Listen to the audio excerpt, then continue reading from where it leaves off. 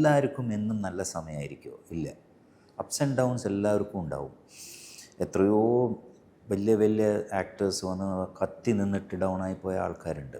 അതൊക്കെ സംഭവിക്കും. പക്ഷെ നമ്മൾ ഇന്നും ഇവിടെ നിൽക്കുന്നു, എന്തൊക്കെയോ ചെയ്യുന്നു.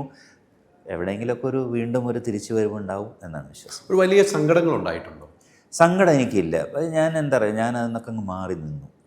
ശരി, മതി, നമുക്ക് ഇത്രയൊക്കെ നമ്മൾ സ്വയം തീരുമാനിച്ചു. സമയം അതന്നെ 94-95 ആ സമയത്ത് ഞാൻ തീരുമാനിക്കുകയാണ്, എനിക്ക് മതി, സിനിമ മതി, എത്രയേ ഉള്ളൂ നമ്മുടെയൊക്കെ ഒരു ടൈം എന്ന് വിചാരിച്ചിരുന്ന് ഞാൻ മാറി നിൽക്കുമ്പോഴാണ് എന്നെ തിരഞ്ഞൊരു സിനിമ വരുന്നത്.